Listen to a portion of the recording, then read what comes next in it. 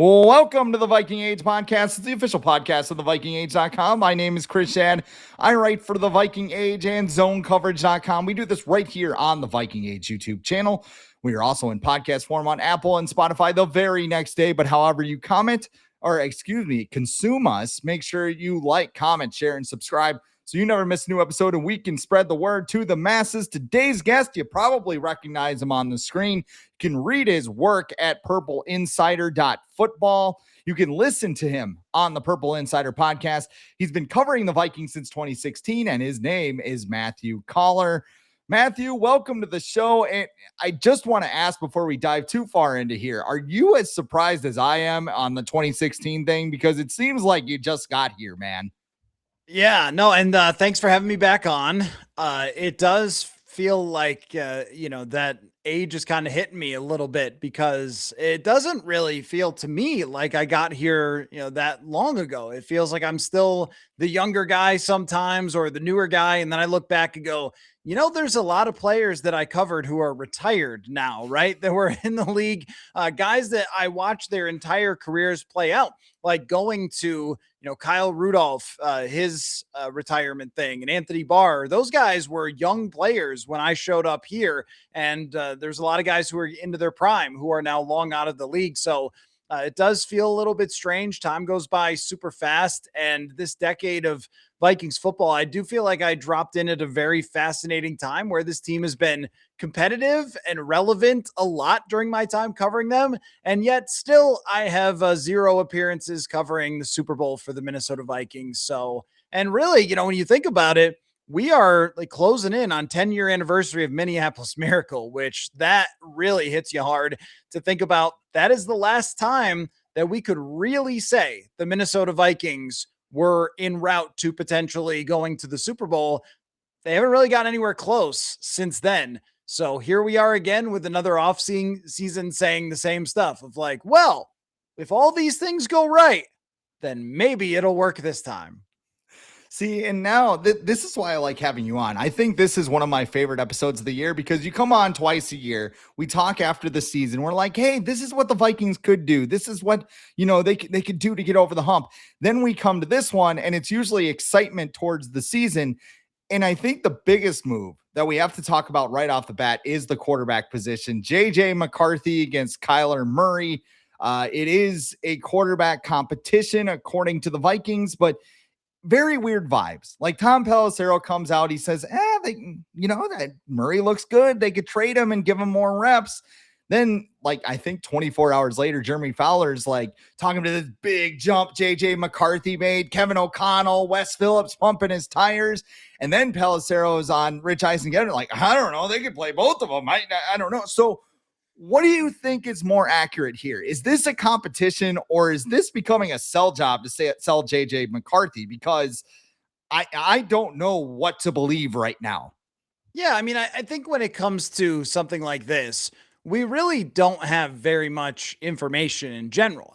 Just in terms of practices that are open to the media, I think I counted 5, maybe 6 practices to the media with OTAs and minicamp. So it's not like we were able to watch every single day, tons of practices. This isn't training camp. And even sometimes we get fooled by training camp. Last year, I would have told you that JJ McCarthy had a good training camp. It wasn't mind blowing, but it was pretty effective. And I thought, well, he didn't have Jefferson in camp and he had good joint practices and he's going to go into the season feeling pretty darn confident and good. And, he does win the first game, but the first 3 quarters of the first game are like, wait a minute, who was it that we were watching in training camp? And I definitely had that feeling as the season went along. So that tells you that even when we get to see every single practice for an entire summer at full speed with pads, all that stuff, we still never really know exactly how it's going to play out. And people want us to tell them how it's going to work out in minicamp when there are no pads at all.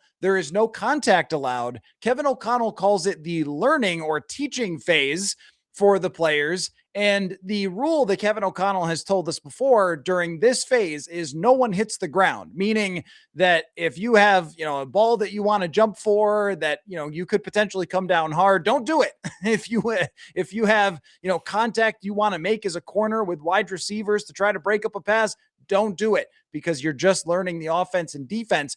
This is not really the time to try to judge a quarterback competition. So I don't see any reason that it would benefit Kevin O'Connell to come out now and say, sorry, JJ, you are QB2. I don't care about you at all. And Kyler, you're our guy. Why would you do that? If Kyler hits his hand on somebody's helmet late in training camp or in, the joint practice or something, and he's out for 4 weeks, who's going to be the starting quarterback? I mean, I guess it could be Carson Wentz, but you'd prefer that J.J. McCarthy had been working his tail off all summer long to try to fight it out with Kyler Murray in a quarterback competition. At least from the coach's perspective, I can see why you would want to do that.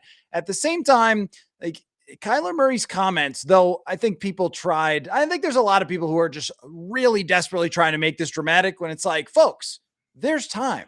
We'll make this dramatic. It's just not today. But with Kyler, he was answering a direct question that was, what is the hardest part? And he said, it's not getting all the reps. Now, of course, people made that into whatever they wanted to make it. If they wanted to, go after him or make it look like he was selfish or something, that wasn't how it went down. But, it is true that if Kyler Murray was brought here to be your starting quarterback, which I assume that he was, then you really can't do this for very long because it's not the easiest offense in the world to learn. Kirk Cousins at the end of 2022 training camp and into the beginning of the season was even commenting about not being able to fully get it down. And if you recall, they really slow played it with Sam Darnold a lot early in the season. They ran a lot more. I know people say O'Connell's not at all capable of that, but they were running more early in 2024. So they tried to work him into it. You want Kyler Murray, if he's going to be your starting quarterback, to get as many reps as possible. So the real question that we're talking about is, well, how long are they going to go on with the quarterback competition? And I guess the answer really comes down to that depends on Kyler and it depends on maybe even more J.J. McCarthy, because you're apt to give the guy the job who you brought in here to be a starter, who's never not been a starter in the NFL.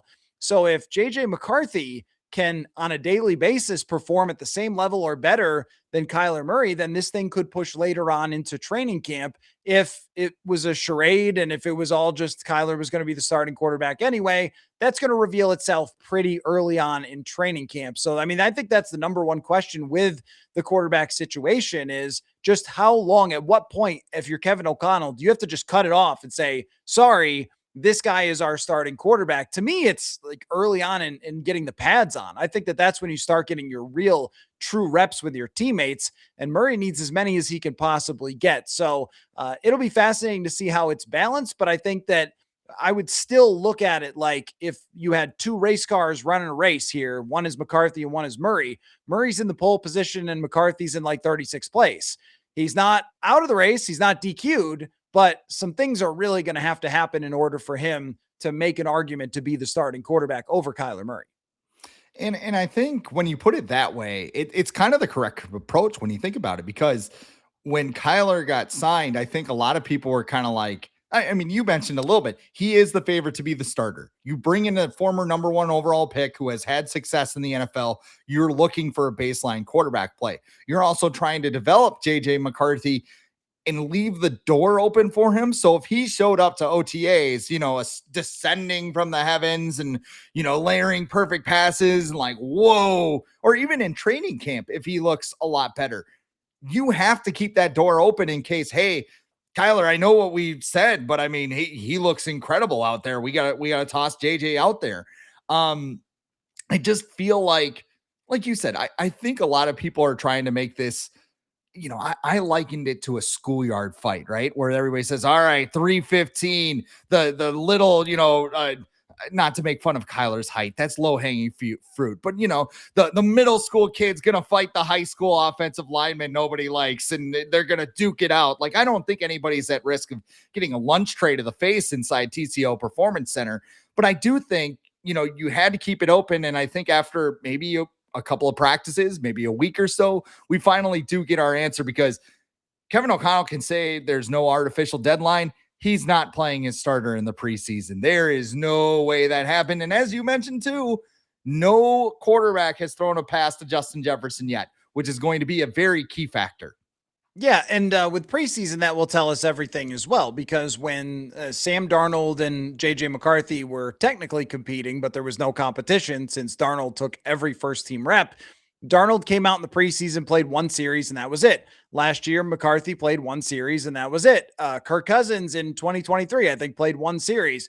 So that's how O'Connell has always handled it. So if this thing even reaches the preseason game, it'll probably be over by that point of what they want to do, unless J.J. McCarthy plays extremely good football on a daily basis. And the other thing, when you mentioned like there's really not a huge downside to doing it this way is the Vikings would love if JJ McCarthy beat out Kyler Murray because it's so advantageous to have JJ McCarthy as your quarterback versus Murray. You have developed him in your system. He knows his teammates. He's on a rookie contract for at least one more year. But what we know about contract structures is that you can really stretch that out if you sign someone to an extension to where they won't have to have a huge cap hit right away if you're coming off of your rookie deal. So, that we talk about it as being 4 years, but you can really kind of make it 6 of having low cap hits. You would love that to be Kyler or to be JJ McCarthy. You would love if you had someone who's 23 years old that could be here until they're 33 or older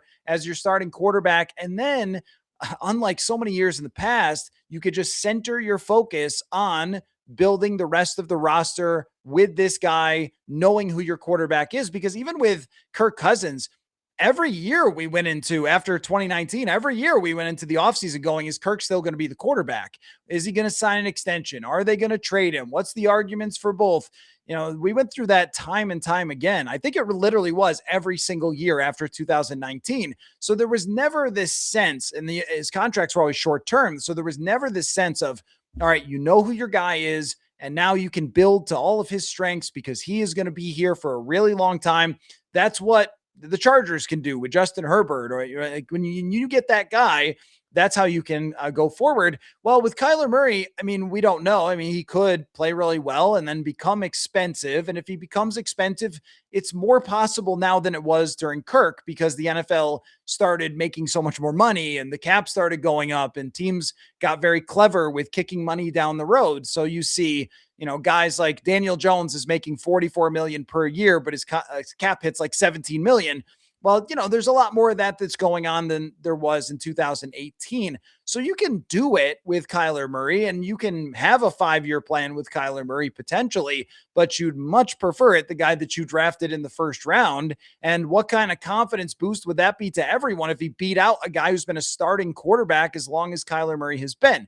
It's just that when you look at the track records, no matter how they play in camp, you have to keep coming back to all the numbers. And yeah, you could say, well, in the last 4 games he played, that's not really how it works. That we know that that's one of the biggest statistical fallacies is trying to just select only the times where it went well. Overall, there's a bunch of different ways of looking at this, but the one that is the most telling to me is through their first 10 games, match up Christian Ponder's first 10 games and JJ McCarthy's. It's the same exact quarterback rating. And that doesn't mean he's going to be Ponder. He could turn a corner. He could be more like Ryan Tannehill, more like Geno Smith, more like Sam Darnold. That could happen. But how can you really believe in that after the performance that you saw from him last year, after he had a good training camp? So I think that McCarthy, as long as he stays like on the straight and narrow, as long as he competes every day and is developing, like this can still be a good thing for JJ McCarthy long-term. The development time that he lost, I mean, that could happen.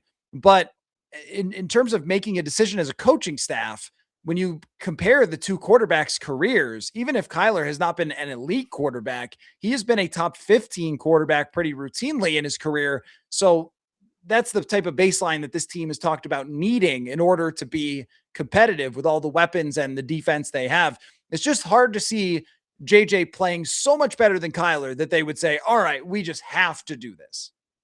Right. And the other thing with JJ's future as well is look at what the Green Bay Packers did with Jordan Love. He got to the end of his contract. He spent the first 3 years developing. Didn't look that good when he was on the field. Packers signed him to a 1-year extension. He balls out. They signed him to that big extension. And I don't think, I mean, a lot of people can make fun of Jordan Love. I don't think Green Bay is upset with that decision at all. So that is something you can do. And the Vikings have a new general manager making those decisions. It is Nolan Teasley. You've talked to him a little bit, not as long-winded as his predecessor, Kwesi Adolfo-Mensah, but he's very to the point. He's gets you what you need. It's only been a month, but what have been your first impressions on Nolan Teasley? Yeah, I mean, it's been a month and he hasn't made a major trade. What is he doing? Like, what does Nolan Teasley think he's doing? Is he awake? Right? Blink Yeah, twice wake if you're up. in Yeah, trouble. right. Do something, Nolan. But no, I mean, my first impression of him was the thing that I like the most about Nolan Teasley's hire is that it's fresh eyes on the organization. Now, I don't believe, like some people do, that they need to fire every single person inside the organization because they haven't won the Super Bowl and so forth. This has been a very competitive franchise over the last 10 years that we've been talking about. But there is one thing in particular that is super glaring, and part of it is driven by the fact that Kwesi Adolfo-Mensah was trying to chase being successful all the time and gave away a lot of draft picks because they were in seasons where they were succeeding. So, what were you going to do at left tackle other than trade for Cam Robinson, right? Like you kind of have to make moves like that when you're in a 13 or a 14 win season, but they gave away a lot of draft capital. The move to get Dallas Turner, who I like a lot, but that draft capital, you're giving away so much for just one player, and they spent so much money in free agency. You need every single one of those free agents to hit if you're going to miss on the draft as much as they did. And really a big percentage of why they missed on draft picks was just that they didn't have draft picks. I mean, they hit on Addison. I like Donovan Jackson a lot. Like that Dallas Turner was turning a corner last year. It's not like he drafted just all terrible players, but they only had 8 top 100 picks the entire time Kwesi Adolfo-Mensah was here. I believe the Seattle Seahawks had like 14 during that time. I mean, that's just a lot more swings. So when you're trying to build through free agency all the time, then you can't have some signings go wrong like they did last year, or you're just kind of up a creek. I think Nolan Teasley is here to pour every resource possible into hitting on that draft, to acquiring as much draft capital as they can, and build with a longer term type of plan through the draft, less reactionary than the Vikings have been, which it always seems like they're kind of chasing that last result. And that has gone on back to Rick. That's what signing Kirk Cousins was just chasing the last result rather than best process over and over and over again. It's what just happened. Now let's react to it. And that carried over into Kwesi Adolfo-Mensah's time quite a bit. So there's that. I mean, he has the credibility. I think bringing in people that are unique backgrounds to work with him. Andrew Healy as an AGM who was once upon a time a Football Outsiders writer. So the analytics guy there, I think he's a PhD. And then on the other side, Trent Kirchner as an AGM who is completely from the scouting side. So getting a lot of different perspectives. And that's what I wanted to see happen, was come from a Super Bowl winning organization that built through the draft brilliantly and then sprinkled on some really, really great pro signings, and take all of your process and compare it with what you have here and get rid of what you don't like and keep what you like, and then bring the stuff that you did in Seattle that's different that helped you. I think that that's a good model rather than bringing in someone who used to work here, who knows everyone. I would prefer fresh eyes, and they've moved out some people already, and you don't like to see people losing their jobs, but you do like to say, all right, like this is what's going to work for me. And then he'll have the entire year to assess.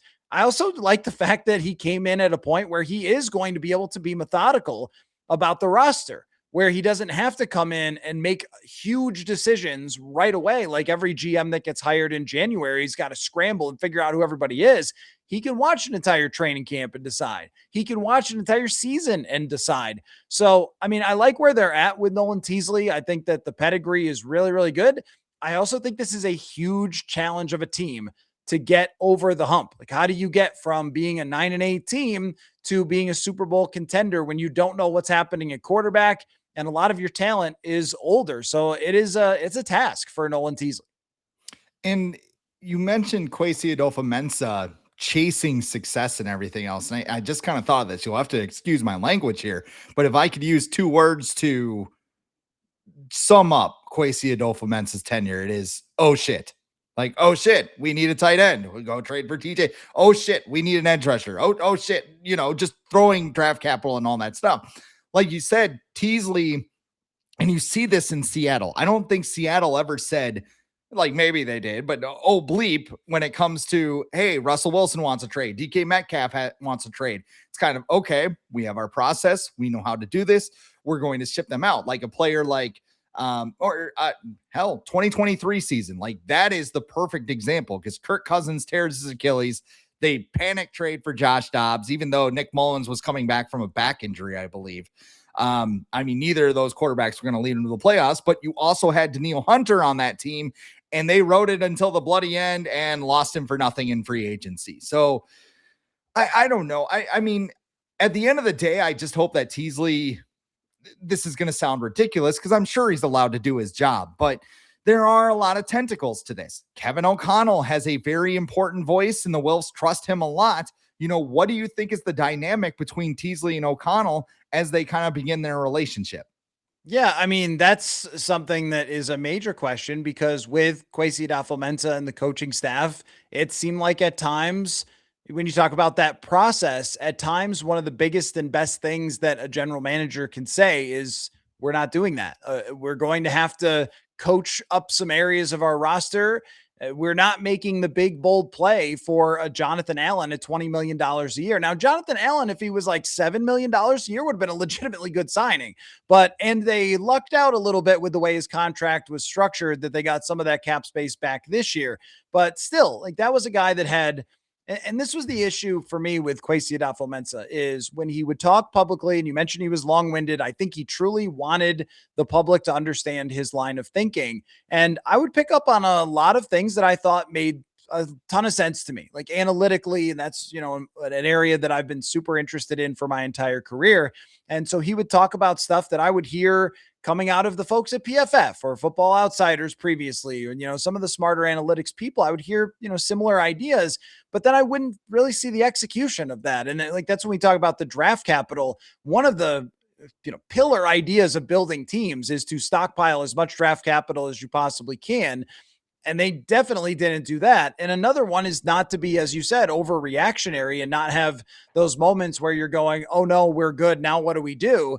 And coaches are much more apt to do that because coaches are like, we could win right now. What are you doing? We need to, you know, make these moves and we need to make changes. The offseason that I thought they actually did the best with this was from 2022 to 2023, where I think, you know, Kwesi was still deploying a lot of his ideas at that point, where they did move on from a Delvin Cook and Adam Thielen and Eric Kendricks. Like those guys didn't perform at the same level after they left Minnesota. And if they had paid all those guys, they would have set themselves back for a while. And they were able to flip that team into a great team in 2024.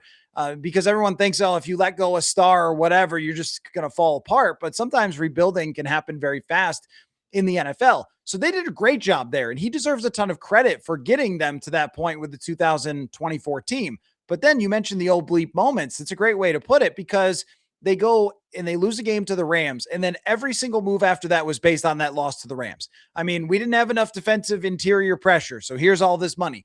Will Fries, who I think is a fine offensive lineman. I don't have any issue with Will Fries, but you know, $18 million a year is a lot of money for Will Fries. It was like, we have to have the biggest free agent offensive guard because they beat us on the interior of the offensive line. Right. And there were just, you know, a lot of things like that felt like, oh, even, you know, we've got to run it back with a Byron Murphy. We've got to run it back with an Aaron Jones. And these are great players, but you were paying kind of top dollar because they were coming off some of their best seasons. And it just didn't seem very like on the analytical type of side. Like the analytical side would normally be kind of ruthless, right? So I think from Nolan Teasley's perspective, the fact that he's coming in now and, you know, Kevin O'Connell has already been here for a while, it's kind of like a little bit of an I am the captain now moment. Like, well, you know, you guys didn't make this work. So now it's my turn to take this thing over.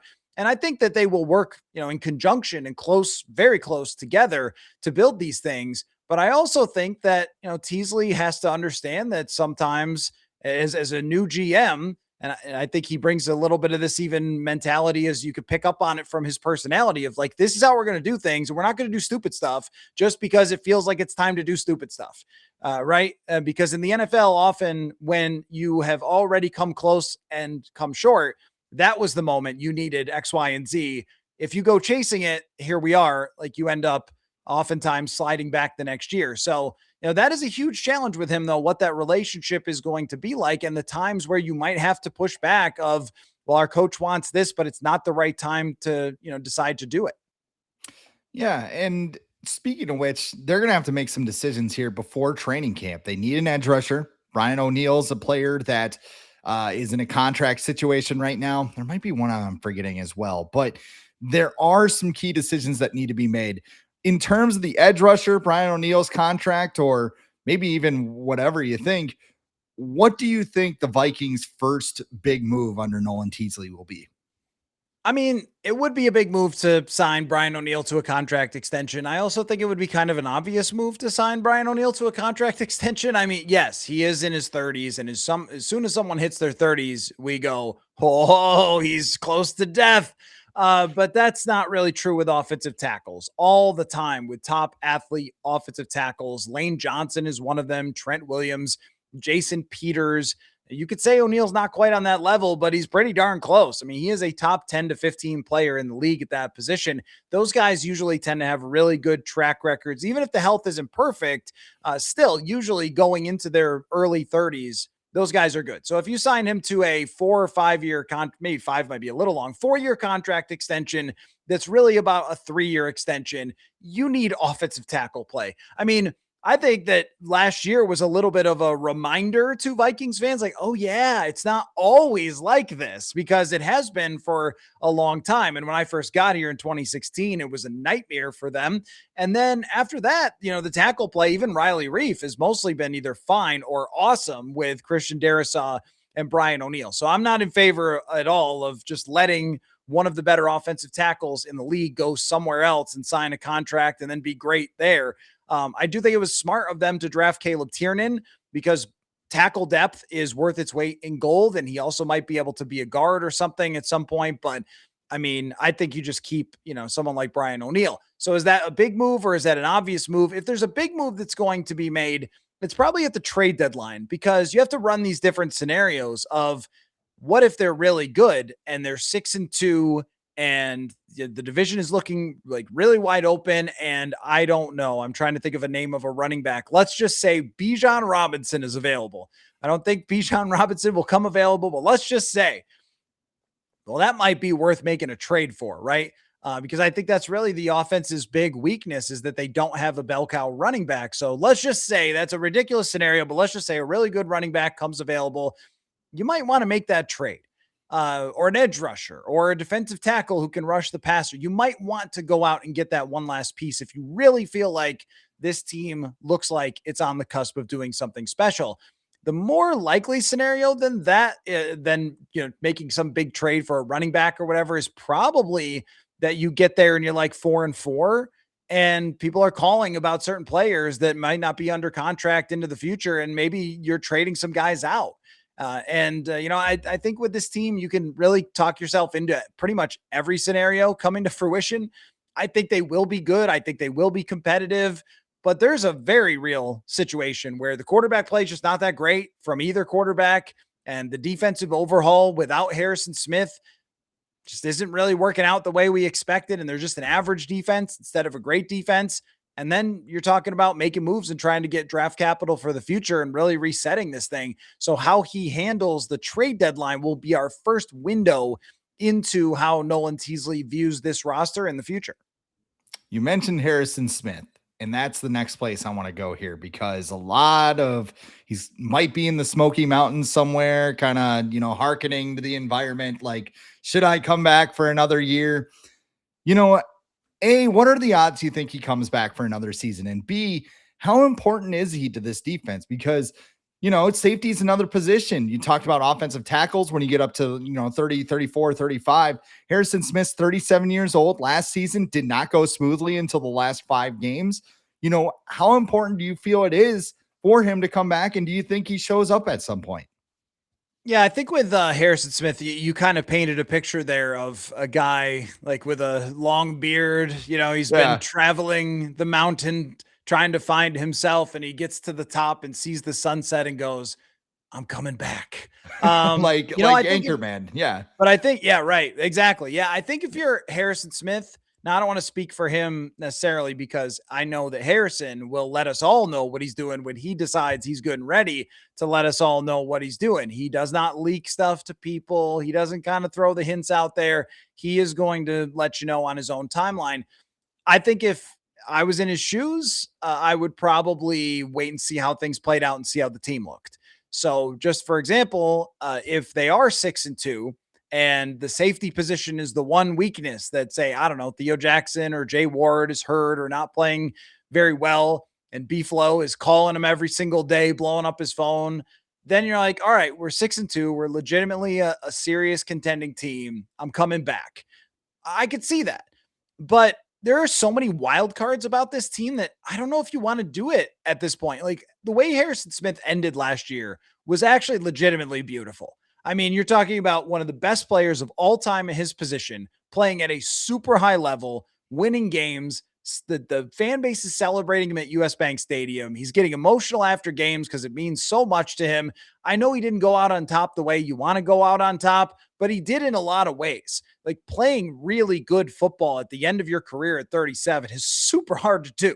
There's not a lot of examples of that you can find over NFL history. So the fact that he was able to do that and express to the fan base just how much he's cared about this team for as long as he's been around, all of that, to me, it was awesome. It was awesome to be close to it, to be in the locker room, to listen to him, get emotional and talk about this game and these fans and how much it's meant to him. So do you want to come back and then the team goes, I don't know, 7-10, and it's just kind of miserable and it's kind of frustrating, and there's a lot you put your body through in order to get to that point. So if you're a contending team, then maybe, yeah, but I don't know about doing it right now. That said, it's Harrison Smith. He loves football. He could decide tomorrow and then come back. So I guess there's no outcome that would surprise me. I just think that I would want to be sure that I'm really coming back to actually compete for something and not have it turn into just kind of a rebuilding year with a new general manager. Yeah, that's kind of how I felt about it. If I'm him at 37, do I want to be with a team where, hey, the quarterback's not really playing well, they don't really know what they're doing. They're 4-8. I don't know why that number popped into my head by coincidence or whatever, but maybe you don't want to do that again, and maybe it is time for the rookies to kind of step up. Jacoby Thomas is one of those guys. This is a really interesting rookie class in that Nolan Teasley did not select them. So I'm kind of curious what the leash might be there.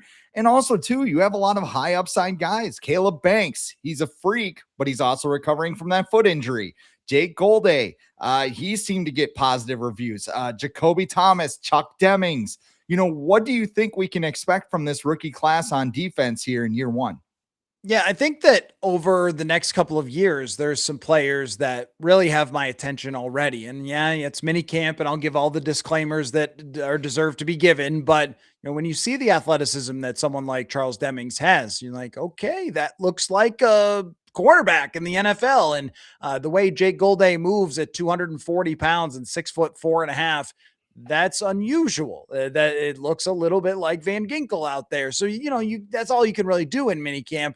But every single one of the players, the fact that they were really selected by the coaches is a big deal for, creating plans and paths and how are you going to really develop the guy, because they're the ones that need to buy in the most to those players. But in most instances in the draft, what we try to look at is, well, what's a 2 or 3 year plan for that guy to potentially get on the field? But in this case, there's 2 guys that better be out there playing well in order for this defense to actually be good. And I think that they could survive with, Jalen Redmond, Levi Drake Rodriguez. You could get by with that. They've signed a couple of guys that are veterans. Okay. Isaiah Loudermilk. All right. Okay. Like, we've seen Flores kind of work with guys like this before whose PFF sheets are not that impressive. And then they play well as Vikings. But if you're going to have difference makers, you need Dominique Orange to dominate right away over the center. You need Caleb Banks to at least be a matchup nightmare for teams where, even if he's not perfect, and even if there are reps where you're like, what happened there, dude? You need the reps where he's throwing people. You need the reps where he's blowing up plays, getting into the backfield, creating a lot of pressures, causing problems. And the one thing that both of these guys can do with their size right away that is feasible and doesn't take a whole lot of training is just move bodies. When you have that size and strength, that you could create these blitz lanes for Eric Wilson, for Blake Cashman, by just having guys be giant and strong. So can you contribute in those ways that might be a little under the radar? People are going to look at sack totals and say, "Oh, Caleb Banks only has 3 sacks through his first 10 weeks. He must be a bust." But if you maybe watch the tape back, you'll see him. All right, on that play, he grabbed the offensive guard and moved him. And while he didn't get the sack, Eric Wilson did. Right. There might be a lot of that sort of stuff, but there's also a chance that these guys are not ready. And if they're not, then what? I mean, I think that defensive tackle is a position that takes development, but I don't think it takes perfection right away if you're a physical freak. So the expectation is that both of these guys can make an impact right away, but to what degree? Because the players they're going to be going against on offensive lines have been around a while. And if this is not the first 325-pound guy that they've ever faced, right? So there's a technical element to the game that I think both are going to need to learn. And so much would appear to hinge on both of them. Because even though you were disappointed at what Hargrave and Allen brought, they still brought something. They still added up to 60-something pressures last year together. And the second half of the year, they were downright good and difference makers. So that to me, like just in general, there's a lot of pressure on those two guys. And I think on this rookie class, there's a possibility that they're all out there playing. I mean, you're one injury away at corner from James Pierre going into start and Demings being the rotational guy. You're one injury at linebacker away from Golday being in. I mean, it might work. It might be something that, at the end of the year, we're going, wow, there's a lot to work with here for this rookie class. But it's also when you're having to play rookies, you have no idea. Like, are they going to play against Ben Johnson and be fine? Like, that could be hard to do. Are they going to play against all those weapons with the Lions, Jordan Love? Like, it's not an easy task to start your career if you actually have to get in the game. So I think that there are already like some expectations that are being set for these guys, but we also need to remember that they are just rookies. We talked a little bit, staying in the trenches a bit. We talked a little bit about Brian O'Neill's future contract, but it's far from the only change. This is a crazy stat from, and I hope I get his last name right, Rob Clevefield of Vikings.com. He mentioned that Christian Darrisaw, Will Fries, and Donovan Jackson played just 83 snaps together in total last season, which is completely crazy to me, but Darrisaw had the knee, Jackson had the wrist. They hired a new offensive line coach. Keith Carter is in. Frank Smith from the Miami Dolphins is in. He was an offensive coordinator last year. And then, just this group in general. Will we see a better offensive line? Because like you mentioned, they were kind of swinging gate moments for the Vikings last year. So much of the Vikings 2026 is theoretically, yes. Like on paper, yes. You could go through like Kyler Murray. I mean, he played for such a bad franchise and he's throwing to a bad number 1 wide receiver. And now he's got the best wide receiver of the last decade. And the same thing with this, where when you go through this offensive line, all right, there are questions about Blake Brandel, but we've seen him play center. And aside from when he's going against Jalen Carter, he was mostly fine. And aside from the time that he snapped at 1,000,000 miles over the head of Carson Wentz, so as long as he doesn't face Jalen Carter every week and do that, he, I think, is a good communicator. I think he's a high IQ. He's obviously huge and knows the offense extremely well. So even the weakest point, the guy's played a ton of football for Kevin O'Connell. It's sort of Joe Berger-like, where someone who's more of a backup and then eventually moved into a starting spot. The rest is one guy's super expensive at right guard. The other guy's a first-round draft pick at guard. 2 of the best tackles in the NFL. Why would this not work? And the only reason why would be health. And what a terrible thing to talk about in June is what if they get hurt? But I do think that the Vikings did a tremendous job behind the 2 offensive tackles, bringing in Ryan Vandemark and Caleb Tiernan, 2 guys that should be able to play in a pinch, especially Vandemark, who was legitimately solid for Buffalo when he had to get into games. So I think they're deeper than they were last year, where they just, they got one free agent guy in Justin School and then said, why don't you go play a ton of games and some that you didn't really prepare for? Like, that is not a winning model, really. But Darrisaw's knee is what this offense comes down to. I think we saw it 2024. They were averaging over 5 yards a carry through the first 8 weeks of the season. He gets hurt and they couldn't run the ball the rest of the entire year. Like, so much swings on one guy, Christian Darrisaw. He's one of the most valuable players. I mean, in the NFL, all tackles are, and there's a reason why they get so much freaking money. because there's a trickle down effect. If you have to help left tackle all the time and you're scared of left tackle all the time, it just impacts everyone on the offense rather than, oh yeah, like you're playing against the best pass rusher, you just take care of it. We'll be completely fine. You can help somewhere else. So I think that along with an updated run scheme that might add a little bit more creativity to it, which when I watched Miami, I watched a bunch of games back just to see run plays back, really, not the whole game, to see like what they were doing in Miami. And man, there's some stuff that it was so creative with the fullback, with pre-snap motion, with misdirection, where I'm going, I don't know how much of this I've seen on the Vikings tape over the last couple of years. So you can really envision all of this where Jordan Mason is averaging 5 yards a carry because they've got this run scheme where they're healthy up front and are just moving bodies and protecting Kyler Murray and like all that stuff. Best case scenario, absolutely. Their ceiling is being a top 10, if not top 5-ish, maybe offensive line. But there's the other scenario where Fries disappoints. Jackson doesn't take the next step. Brandle's in over his head playing center, and the tackles aren't healthy. So such is the Vikings all the time, where the range of outcomes, I think, is pretty wide. But as of this date, I think that they should have one of the more strong overall offensive lines in the NFL. And if that were to come to fruition, that running game should be improved, which I think that's another thing that you look at and you go, this should work. You know, you have Jordan Mason, who I don't think he's going to win any fantasy championships, but he's a good, reliable power back. Aaron Jones has the veteran leadership. And then you have Damon Claiborne in there, who's super interesting because, you know, we've heard Jahmyr Gibbs and Devon Achane thrown around. I mean, honestly, I got to be like, my favorite thing now is like people will go diet Jahmyr Gibbs or whatever. Like you could just throw diet in front of anybody's name. And like, you could, you know, technically I'm a diet Matthew Coller when you think about it. I mean, you know, you do the reporting and everything. I just do it at a lesser level. But, you know, with Claiborne, how much will that explosiveness add? Because I think that's the one thing that's been missing from that offense. Everybody talks about explosive plays downfield with receivers, and that's important in this offense.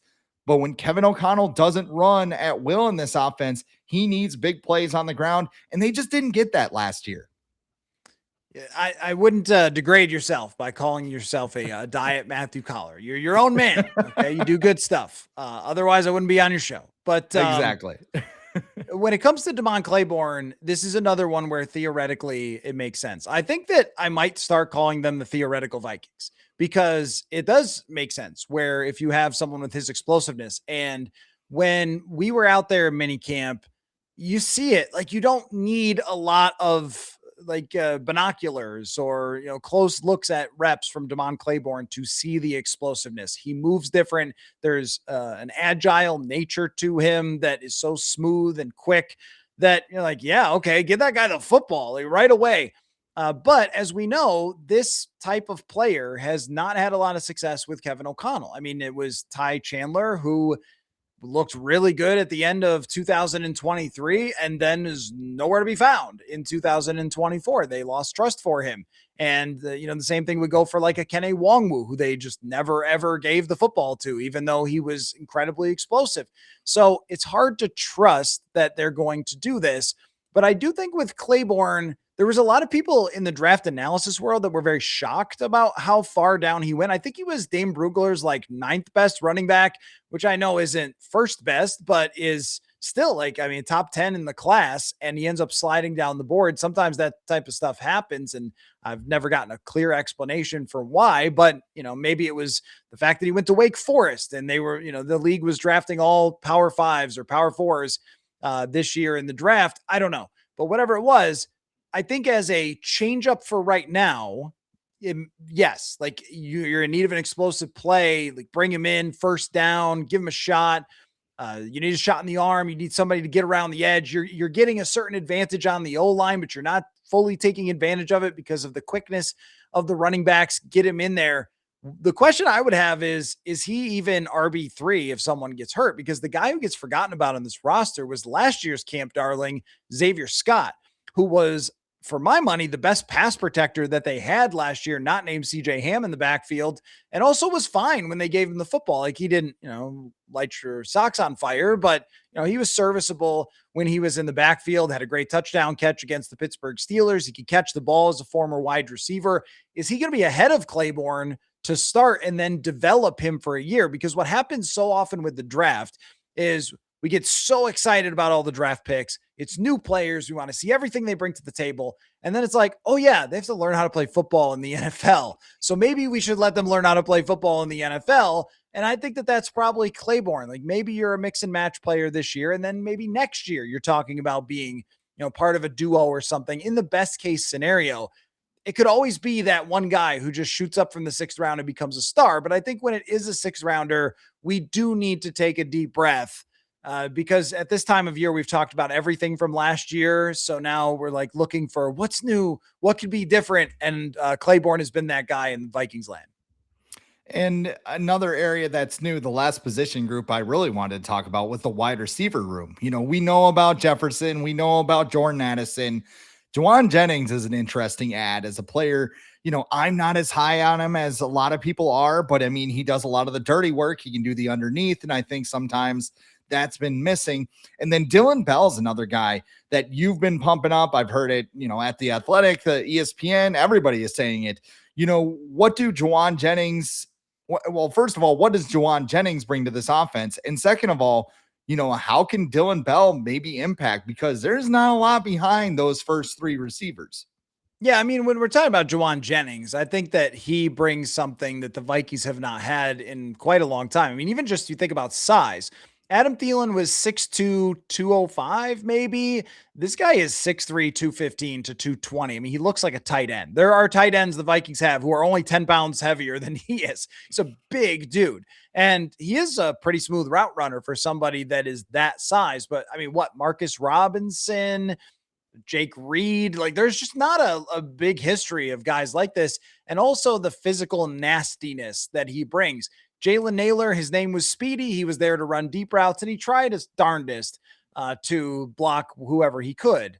But that's not a guy who's 6'3" and 220 pounds that's blocking safeties and corners like Jauan Jennings. The other thing is, too, that Jennings was really good with San Francisco on 3rd down. And I think when you get to 3rd down, when you're this team, who do they all try to cover? Triple team, double team. It's Justin Jefferson, right?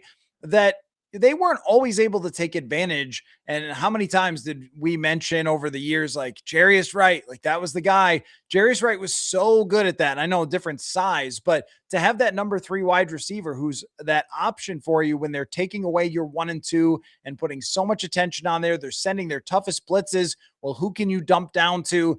That's really been Jauan Jennings for the 49ers. And the other thing is too, that everybody didn't stay healthy for 17 games. So if Jordan Addison tweaked his ankle, could he play up to a wide receiver 2? And he's already proven with San Francisco that the answer is yes. And that is not the simplest offense in San Francisco. So he's able to, handle a good amount of mental load for this team. So I like it from a bunch of perspectives for Jauan Jennings, even though I think if you're projecting catches, yards, you're probably talking about like if he gets 50 catches where KJ Osborne was, that'd be pretty good.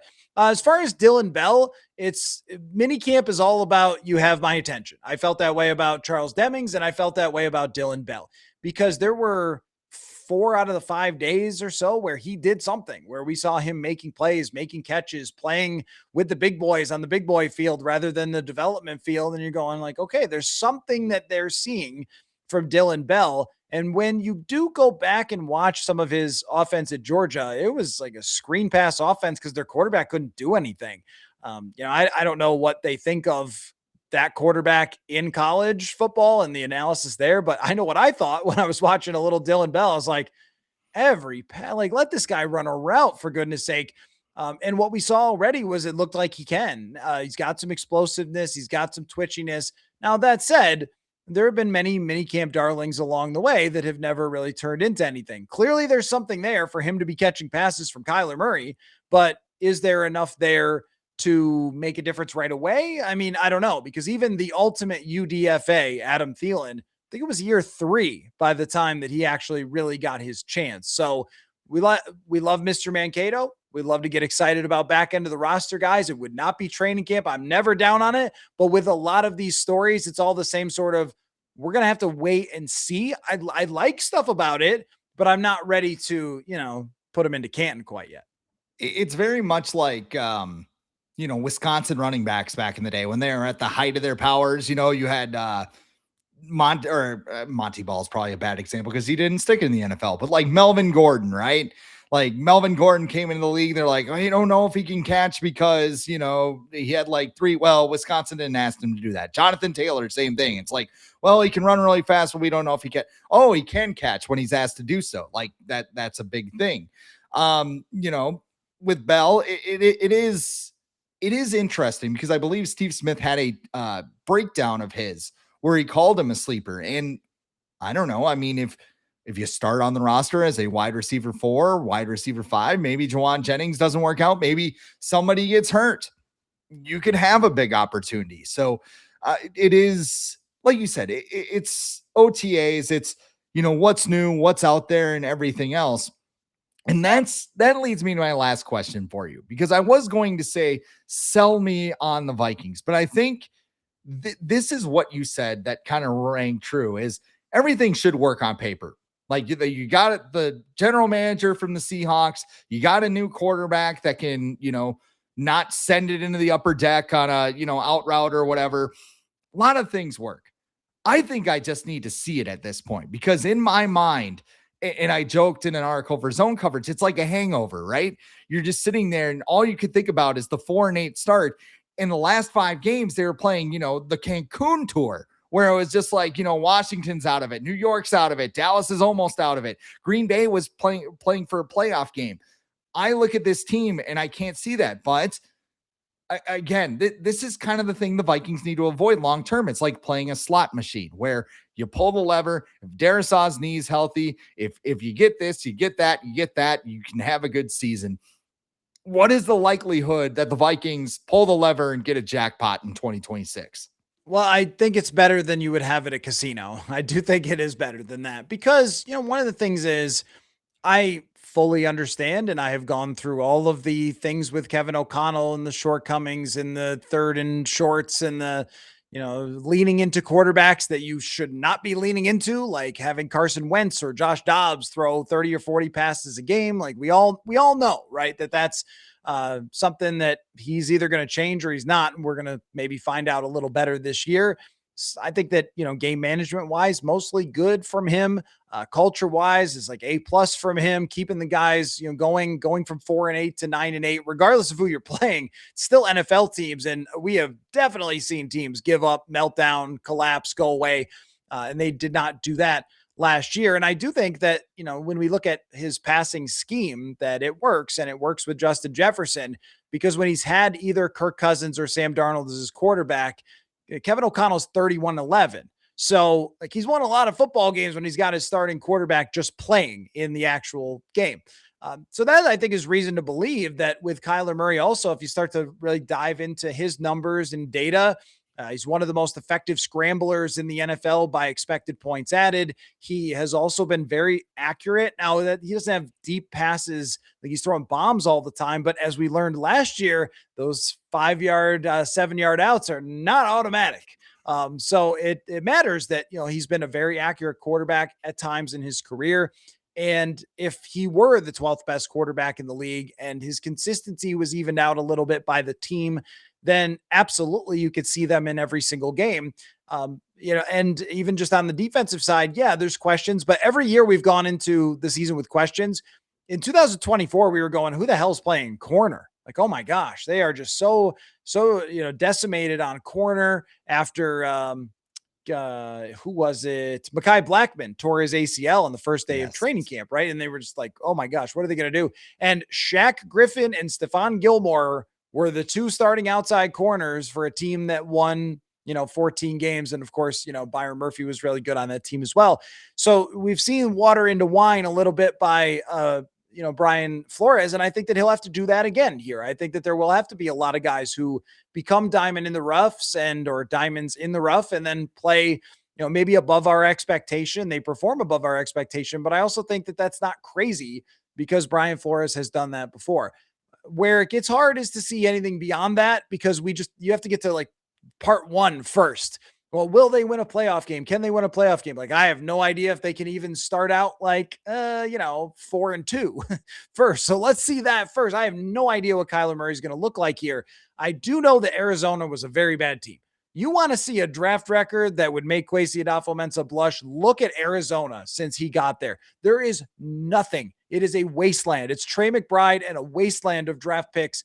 Their coaches were guys that have never coached before, Cliff Kingsbury and Jonathan Gannon. I mean, it was rough. They tried to replace DeAndre Hopkins with Marvin Harrison Jr. when they needed Marvin Harrison Sr. I mean, it was not a good scene. So I think there's an easy way to talk yourself into this team. It's just that it becomes one of those math problems that I always had an issue with Kirk Cousins, where it was like, when you get to 5 things going right that you absolutely non-negotiably need to be great, what are the odds that you go 5 for 5?